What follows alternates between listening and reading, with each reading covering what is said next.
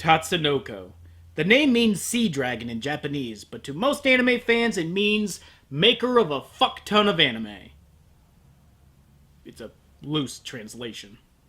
Tatsunoko Productions' history stretches all the way back to the mid-60s, where they animated some of the most important and influential anime of all time. And Judo Boy. The entire list of anime produced by this one company is simply too many to recount here, but the number that's most impressive to me is the number of other studios formed from their ranks. Studio Pierrot, JC Staff, Production IG, they're like the mitochondrial Eve of anime. But outside of a cult favorite game, which we were lucky to get here in the States by the by, most people don't know them by name, which is why I'm spending this entire month talking about Tatsunoko anime. Though there are a wide variety of titles that Tatsunoko produced, ranging from soft romance anime to epic space operas, it could be said that the quote-unquote science ninja anime is their wheelhouse. In fact, that's the name of the original series that they are probably most well known for, Science Ninja Team Gatchaman. Though the subject of today's video isn't on Gatchaman proper, it is on a series that was highly influenced by Gatchaman, a series known as Uchu no Kishi Teknoman Blade, known here in the States as Teknoman. Created as a sequel of sorts to Teknoman the Space Knight, Teknoman has a place in the heart of many an old taku, as it was one of the very few anime that was widely broadcast on network television during the early 90s, thanks to the efforts of Saban Entertainment.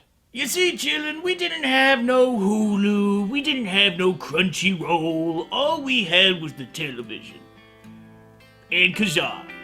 And what was on the television was a paltry few anime, and they were always from one or two companies. It was either Saban or Dick.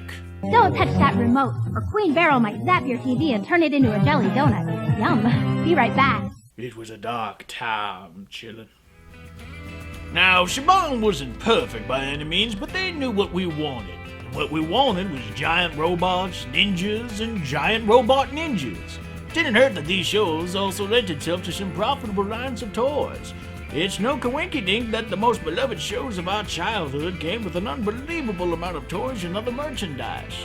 Hell, I'm convinced that the only reason why Teknoman isn't as beloved as Voltron was because you didn't have to buy 5 different toys just to make them. Still, you gotta admire the folks at Saban for having their fingers on the pulse. That's why the few anime they did release are still talked about today. Ain't no one talking about Ulysses 31, dick! Doggy. Sorry about that, chillin', but you know how it is when the tempers flare up and the blood starts flowing. No mint julep in the world can calm down a spirit like that, I'll tell you that much right now. But still, I want to thank you all, chillin', for joining me on this little jaunt of mine down memory lane. I'm Old Man Sage, reminding you all just how old you really are. Thanks, Old Man Sage. That was completely necessary. Oh, think nothing of it, youngin'. Oh, did you all know that Kurt Cobain's been dead for over 21 years?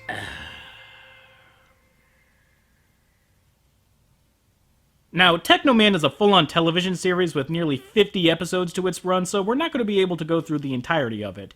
Instead, we're going to look at the first 3 episodes, which provides the series its first story arc. I know it's not fair to judge an entire television series by its first 3 episodes, but let's take this as a sort of litmus test. Pretend that you have never ever seen Teknoman before, and you are starting from the beginning. Would you continue to watch this after the first 3 episodes? Well, let's answer that. Let it be said that the anime does not waste any time, jumping balls first and introducing us to a world that is being invaded by the Venomoids, a strange alien species that's about a heartbeat away from being in a Starship Troopers movie. The invasion is bringing humanity to its knees, as their military is helpless against their might. Surprise, surprise. We also meet the main cast, including one that's probably on some kind of sex offender list. It'd be our responsibility to make sure the human race doesn't die out. Very funny. Listen. It's our duty to make sure the human race survives, right? So we'll find an uncharted planet, you know, sort of like the Garden of Eden, and we'd be the new Adam and Eve. Alright, you can literally be the last man and woman on Earth, and you'd still get shot down with a line like that. Well, you know what they say, Sage. Who dares, wins.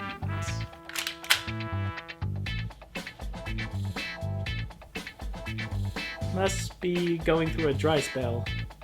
You can immediately tell what kind of characters we're working with, as Wood Pusher Joey here is just the kind of smarmy ladies man we all love to hate. No wonder Media Blasters shopped him out of the box cover. Well, either that, or they couldn't figure out a way to crop out the art to fit on the box properly. It's our duty to make sure the human race survives, right? So we'll find an uncharted planet, you know, sort of like the Garden of Eden, and we'd be the new Adam and Eve. I think I'd rather marry a spider crab. Yeah, it's that kind of dub. As much as the script is really awkward and falls into the traps that plague the early days of anime adaptation, I find the dub to be oddly charming. These are good actors, directed by the one and only Tom Weiner, who I talked at length about in my Soul Bianca review, so the dub is in good hands. I've said before that a good actor and a good director can overcome a lot from a terrible script, and this notion is put to the test when we finally meet our quasi-eponymously named hero in battle, Blade. Chew on this, shell breath. You two were made for each other. What are you waiting for? An invitation? Great, 2 for the price of 1. You'll get a charge out of this. God, Spider-Man and Bubsy were less quippy than this asshole. And what's more, this is totally out of line for his character. We'll get back to this when it crops up again, but right now Blade is in trouble and he gets knocked the fuck out. He wakes up in the care of the remaining human resistance and then proceeds to bully his way through to seeing their commander about the ensuing invasion. I've got to use one of your ships to get back up to the space ring. What makes you think we've got a ship? What are you talking about? What I'm talking about is stopping the alien invasion. Unfortunately, there are no spaceships on Earth, son. What? None? What happened to them all? I'm sorry, but at present, that information is classified. That's a lie. The Space Knights must have a spaceship. Why would they? You haven't even heard of them less than half a second ago. Next you're gonna tell me you think the Ramones are related. But sure enough, they do have a spaceship, and once again, Blade just bulldozes his way through to find it. Why would he want the Blue Earth? He probably thinks she's got weapons aboard like laser cannon. Hold on a minute there, Barbara. Weapons like what? He probably thinks she's got weapons aboard like laser cannon. Weapons aboard like laser cannon. Well, not since Bao took them. Bo has a laser cannon. Code red out. Tell me how to get to hangar number 3. Don't tell him anything, Maggie. Come here, you! Hey! No, Mac! Don't hurt him! I don't think he meant any harm. Lady, he punched out 3 guys, then throttled you against a wall. I think he meant you a little harm. He finally shanghais the one spaceship they have, but not before Barbara and Joey manage to get themselves on board, and chastise him for putting them all in harm's way. But now that he's in space, he can finally do what every kid watching this is waiting for him to do. Transform. With the amazing power of his emerald techno-crystal, which calls upon the universal forces of time and space, Blade is endowed with impenetrable armor, quantum energy weapons, and superhuman powers, transforming him into the warrior superhero known as Teknoman! 90s kids lived for this shit. I mean, think about it. Power Rangers, Sailor Moon, VR Troopers, Beetleborgs, Digimon, at least the first time we saw Kamen Rider, freaking Captain Planet. Wind, water, heart, go planet! By your powers combined, I am Captain Planet! But the difference here is, well, Blade himself. Let's first ask ourselves, what do we know about Blade? Well, he's quick-tempered, reckless, and prone to violence. He's exactly the antithesis of every hero previously listed. And yet, here he is, in all his 90s glory, accompanied by the cheesiest narration this side of a Creepy Crawlers commercial. You wouldn't think that would jive at all, would you? It'd be like if Spawn crossed over into Teenage Mutant Ninja Turtles. But this is what I find so interesting about the show. This is clearly not meant for kids, and yet Saban Entertainment turned it into a kids show, which makes for a peculiar experiment. Let's go back to that barrage of one-liners Blade hurled during that opening fight. How much do you want to bet that was not in the original Japanese language? I'm pretty damn skippy the Japanese didn't characterize Blade as this smarmy Aladdin-like rogue. However, when he's not in his Teknoman form, he is characterized like how he originally was, as an angsty loner. When Blade finishes up the initial wave of Venomoids, he stops back at the ship for a much-needed meal since transforming requires a lot of metabolic energy, like it's the P90X of hero transformations. Finally, having a window of time to ask him how in the hell he can transform into a robot knight, Joey asks the hard questions. Okay, what kind of a human turns himself into a machine? Nobody I've ever seen before. Do you have parents like everyone else, or were you turned out on an assembly line with a bunch of other machines? I'm afraid I just can't give you the answers you're looking for. If I could remember, I would tell you. Come on, that bunch of malarkey's gonna make my heart bleed all over the space ring. I'm probably gonna bust out bawling before you've said 10 more words. Go right ahead if it'll make you feel any better. Ah! Meanwhile, just leave me alone. Okay, this whole too cool for the room, angsty anti-hero bit has been done to death and is as old hat as it gets, but you gotta understand that during the time, we never saw characters like this. If we think about the series as if it were the early 90s, this was definitely uncharted waters. There was no Cloud Strife, no Sasuke Uchiha, no one to make us roll our eyes in their self-pity. Sure, times have changed, and this sort of character archetype has not aged well at all, especially since the story so far has been very thin and action-oriented, but there's only so much you can legitimately criticize here. Art may not exist in a vacuum, but it shouldn't be held accountable for being created at the time of its creation. The worst you can say in this case is that it hasn't aged well, but it's not the anime's fault that Sasuke happened. Regardless, the anime does well to play off Blade's aloofness with Joey's temperamental attitude, making for a dynamic that is thankfully less Naruto and Sasuke, and more Iceman and Maverick, just without the don't drop the soap feel. I can't believe it. The finest scientific achievement ever conceived by the mind of man reduced to an empty shell. Believe it. Or perhaps I spoke too soon. The three managed to cooperate long enough for them to venture out into the Venomoid-controlled space ring, but it's interrupted by another Teknoman by the name of Dagger, and another fight scene ensues. Again, to the anime's credit, it never drags at any one point, leaving the pace feeling very brisk, but at times it feels almost like it's going too fast.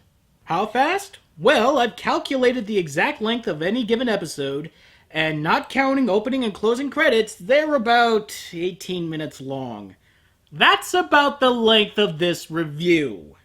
Granted, Saban edited the anime to meet 9-year-old sensibilities, and what kind of sensibilities can you really have after 4 bowls of Cocoa Puffs and you're bouncing off the walls like Percy in the padded room, but I'd be lying if I said that it felt like a good chunk of the story wasn't missing. We're not missing anything crucial, which is way more than what I can say for the other hack jobs I reviewed, but that's a low bar. Nevertheless, Dagger is dispatched, and Blade is returned to the Space Knights. Hey Ringo, how'd that turbo boost work out for you, lad? Works great. That should have given you just the oomph you're looking for. Did Blade check out my computer tracking system? That Blade! I just can't believe how handsome he is. Sweetie, didn't he try to take you hostage just an hour ago? Where am I? Who are you? Do you serve the Venomoid invaders? Either she has the memory of Guy Pearce in Memento, or this is the quickest case of Stockholm Syndrome I've ever seen. Tina, there's a lot more to Blade than his appearance, you know. Well, I know, Maggie. He's also very smart and incredibly brave, but I wonder why he seems so sad all the time. For the same reason why you find him so attractive. Because fangirls. The third episode is where it finally slows down and allows the characters to be, well, characters. The Space Knight's commander attempts to persuade Blade to stay with them, saying that he can help them not only defeat the Venomoids, but also uncover what these strange pods that have been falling to Earth are. Not sure why he'd think Blade would have any way of finding this out, but desperate times, I suppose. Regardless, Blade is your typical anti-hero and rebuffs all attempts to get him to stay from the commander and even the rest of the crew. Well, I think it would be great if you stuck around. We could use some new blood around here. Thanks, but making me your friend isn't a very good idea. The people I get close to don't seem to live very long. Blade, considering the fact that the entire Earth is under attack from alien forces, I don't think they're going to live long anyway. Seems that the Space Knights are not the only ones looking for Blade's services, as the military horns in and demands that the entire base turn themselves over to their control, with the general here receiving Teknoman and a gift-wrapped bow. One must wonder why the general is so intent on having Teknoman under his thumb, considering that there's other more pressing matters, like the invasion of Earth! If I had one major hang-up with the series, it's that this corrupt, maybe general, is an entirely needless bad guy, especially since we don't know thing one about the Venomoids. We know that the Venomoids had a hand in creating the Teknomen, both Blade and Dagger, but why is Dagger on their side and Blade isn't? That's the intriguing plotline here. Not this blowhard general that just floats in and demands tribute, that also has the single worst name for his troops in history. Even as we speak, my forces have infiltrated and taken control of your engineering facilities. All units, take up your positions. Secure all sectors as ordered and await further instructions before proceeding. All brown berets be at the ready. The brown berets? Is that who you call when you're in the shit? All Space Knight personnel, including Blade, report to the control room immediately. I repeat, all Space Knight personnel. All Space Knight personnel. Report to the control room immediately. Hold the phone! Go back a few frames. Is that woman holding a Teknoman action figure? What is this, Spaceballs? Spaceballs the t-shirt. Spaceballs the coloring book. Spaceballs the lunchbox. What's going on here, Commander? Really quite incredible. Such power at such a young age. Hands off, General. Well now, a lot of fire. I like that. This gentleman is General Xerxes Galt of the Terran Allied Defense Force. Wait, this guy's name is Xerxes Galt? Sounds like an Ayn Rand 300 slash fic in the making. Ew, God. Of course, since Blade isn't the most agreeable dude in the world, he resists the General's orders and he launches an attack. On the base he's in. You gotta figure that these missiles aren't gonna do much damage if the guy feels safe enough to order a strike on the building he's still in. Well, they do enough damage to trigger the Boston alarm. It's an emergency! We're taking some wicked retarded missiles here, and Buckles can't pitch for shit! Luckily, the president chimes in and orders Xerxes, I mean really with this guy, down, and just in time too, because while all of this was happening, a piece of the space ring that surrounds Earth has broken off and is crashing down to Earth. Finally wrested free from the clutches of the general, Blade destroys the debris and saves the day before quietly contemplating that the Venomoids are still out there. And those were the first 3 episodes of Teknoman. So, what is it? A horribly dated, cheesy relic of our childhood? Or a great cheesy relic of our childhood? Let's not kid ourselves into thinking that this was meant to be anything other than a fun action show for kids, and it never tries to be anything more than that, despite the source material straining itself under the American edit. It still feels weirdly out of character that our hero is a quippy wise-ass when he's in the Teknoman form, but a sullen antisocial D-bag when he's not. Like he's Cloud Strife out of the armor, but once he's inside, he's injected with Zac Fair concentrate. Also, the edits themselves are harshly felt and difficult to overlook, but it's all in the service of a charming show. It's not nearly good enough to be considered a childhood classic by anyone's stretch of the imagination or definition, but it does deserve its place in the hearts and minds of those who watched it as kids. But back to our original question. Would you keep watching after the first 3 episodes? Well, I would, and I hope you would too. Gotta say, though, it was nice to finally talk about something of real nostalgic value here for once. But it's back to type with our second entry into Tatsunoko Month, a long-forgotten OVA series that asked a lot of questions that I was not prepared to answer. Video Girl I. Till next time.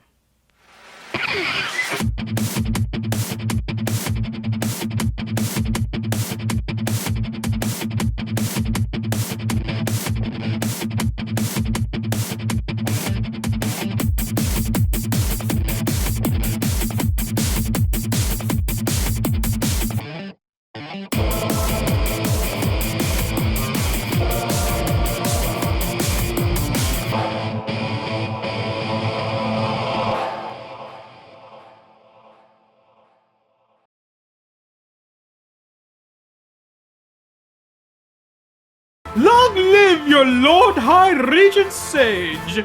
Long live Benetopia!